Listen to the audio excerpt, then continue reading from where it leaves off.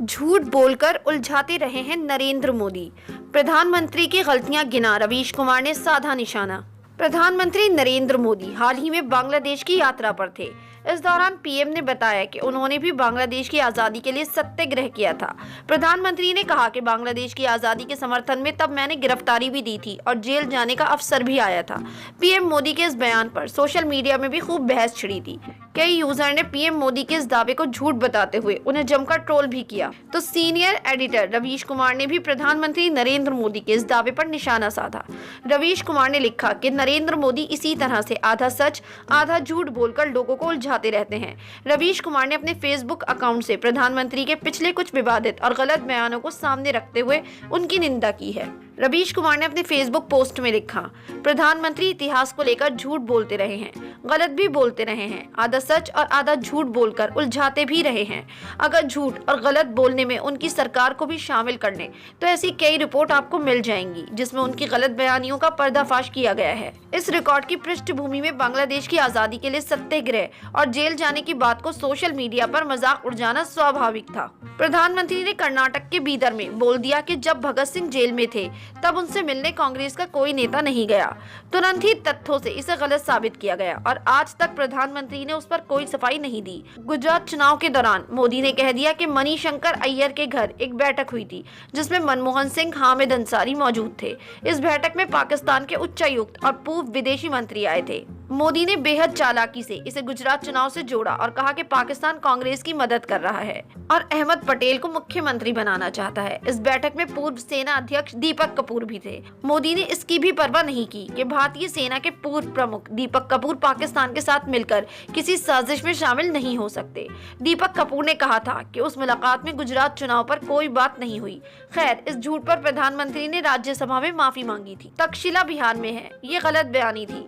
Vajpayee metro में सवारी करने वाले पहले भारतीय थे, ये भी गलत तथ्य साबित हुआ। कर्नाटक की रैली में मोदी बोल गए कि उन्होंने खेतों में सीधे पैसे भेजने की सेवा शुरू की, जबकि इसकी शुरुआत 2013 में ही हो चुकी थी।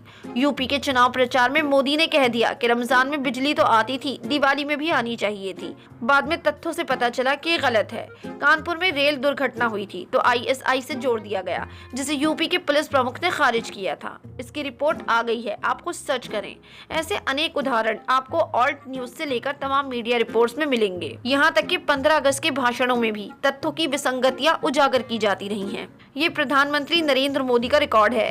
ऐसे में बांग्लादेश की आजादी के समर्थन में सत्याग्रह करने और जेल जाने की बात का मजाक उड़ना कोई आश्चर्य की बात नहीं है और ना ही पत्रकारिता की नाकामी है। पहले भी इसी पत्रकारिता ने उनके झूठ और गलत बयानी को पकड़ा है जिस पर कोई जवाब नहीं आया और उन कामों को भी मोदी विरोध के खांचे में फिट कर किनारे कर दिया गया।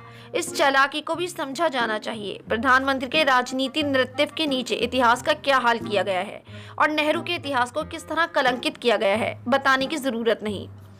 रवीश कुमार का फेसबुक पोस्ट खूब वायरल हो रहा है और लोग इस पर अपने जमकर रिएक्शंस भी देते हुए दिखाई दे रहे हैं। कई सोशल मीडिया यूजर प्रधानमंत्री की इन बातों को गलत करार देते हुए लिख रहे हैं कि उन्हें बोलने से पहले काफी सोचना चाहिए। तो आइए शेयर करते हैं आपके साथ कुछ सोशल मीडिया यूजर्स के रिएक्शन। दीपक बरबोले लिखते हैं, बांग्लादेश की स्वतंत्रता के खातिर वो एक बार जेल भी गए थे।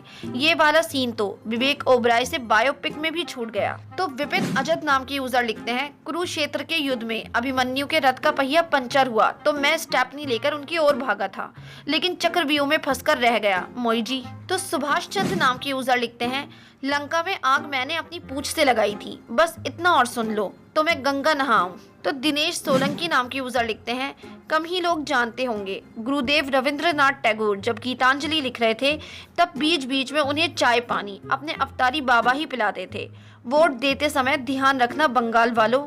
तो दिनेश मीना नाम के यूजर लिखते हैं, कल के मैच में भारत की हार का प्रमुख कारण यही रहा होगा कि हमारे सबसे तेज फेंकने वाले बांग्लादेश के दौरे पर होने के कारण गेंदबाजों का मनोबल टूट गया। झाकर साहब लिखते हैं, इस रो से मेरा बचपन का नाता है। जब मैं स्कूल जाता था तो टीचर कहती थी, लड़कियां उस रो में बैठेंगी और तुम इस रो में, बाल फेंकेंद्र। तो संतोष रस्तोगी नाम की यूजर लिखती हैं, दरअसल प्रधानमंत्री जी इतिहास, भूगोल, राजनीतिक, समाज और विज्ञान की सब्जी भाजी समझकर कतरते हैं और इन सबके पकौड़े तलते हैं। साथ में नाली की गैस वाली चाय का भी बहुत अच्छा एक्सपीरियंस होता है। तभी तो देश के पढ़े लिखे बेरोजगारों को भी पकौड़ा तलने के गजब की सलाह देते हैं। वैसे भी जो मजा पकौड़ा तलने और खाने खिलाने में है वो इतिहास, भूगोल और विज्ञान पढ़ाने में थोड़ा ना है। ऐसे कितने ही सोशल मीडिया यूजर हैं जो रवीश कुमार के इस पोस्ट के बाद अपने रिएक्शन देते हुए दिखाई दे रहे हैं। आपकी क्या राय है इस खबर के बारे में? अपनी राय कमेंट सेक्शन में जरूर दें। हमारे चैनल को सब्सक्राइब करें, बेल आइकन प्रेस करें ताकि हर खबर आप तक जल्द से जल्द पहुंचे।